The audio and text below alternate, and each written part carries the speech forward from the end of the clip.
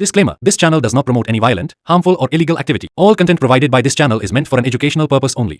পরিযায়ী শ্রমিক সাবির ও আবু সিদ্দিক, প্রিয়াঙ্কা হাসদা সহ আরজিকর কাণ্ডের দোষীদের দৃষ্টান্তমূলক শাস্তির দাবিতে ঘোলার মোড় থেকে অস্থি পর্যন্ত আইএসএফ চেয়ারম্যান বিধায়ক নওশাদ সিদ্দিকীর প্রতিবাদ মিছিল।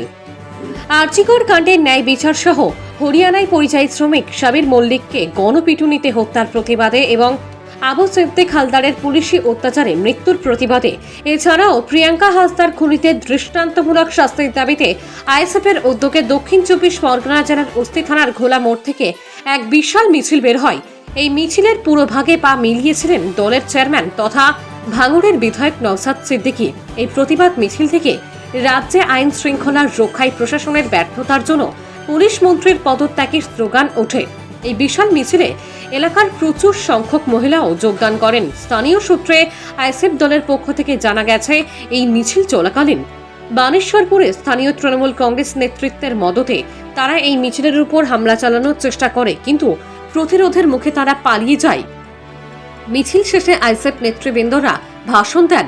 এখানে নওশাদ সিদ্দিকী আরজিকর কাণ্ডের বিচার চেয়ে যে দৃঢ়তার সঙ্গে নাগরিক সমাজ প্রতিদিন রাস্তায় নামছেন তার জন্য সকলকে অভিনন্দন জানান। তিনি আরও জানান, আইএসএফ মগরাহাট পশ্চিম বিধানসভা কমিটির উদ্যোগে এদিনের এই মিছিল অনুষ্ঠিত হয়। এই প্রতিবাদ মিছিলে এছাড়াও ভাষণ দেন আইএসএফ দক্ষিণ 24 পরগনা জেলার সভাপতি আব্দুল মালেক মোল্লা, সহসভাপতি শাহাদাত শাহ, আজিজ আল হাসান প্রমুখ।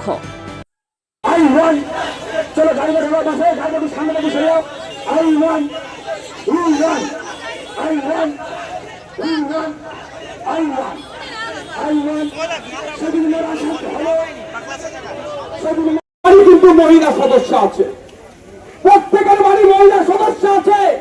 এই সমস্ত নরপিশাচদের হাত থেকে প্রত্যেকটা মানুষকে বাঁচানোর জন্য রাস্তায় নামান। আজকে আজকে করে আমরা তিলোত্তম ভুলের যদি বিচারের ব্যবস্থা করতে পারি দ্রুত, আগামী দিনে যাদের মনের মধ্যে পশুবৃত্তিগুলো আছে মনেতেই কবর, মনেতেই দাফন দিতে বাধ্য হবে। আজকে যদি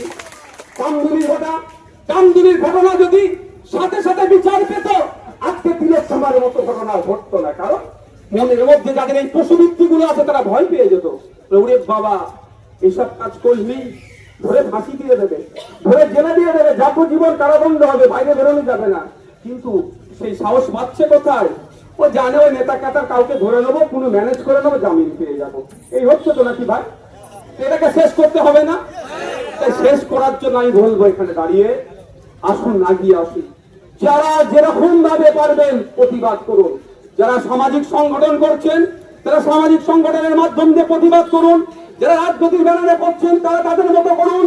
যে ভ্যান চালাচ্ছেন ভ্যান চালানোর সাথে সাথে যে টোটো চালাচ্ছেন তাদের উদ্দেশ্য বলবো, যখন প্যাসেঞ্জার গুলোকে নিয়ে যাচ্ছেন নিয়ে আসছেন তখন আপনি ক্যাম্পেইন করুন।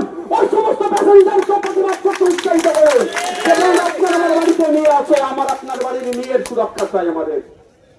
আজকে কাল বিধানসভার মধ্যে আপনারা দেখেছিলেন অপরাজিতা বিল পাস করিয়েছে একটা।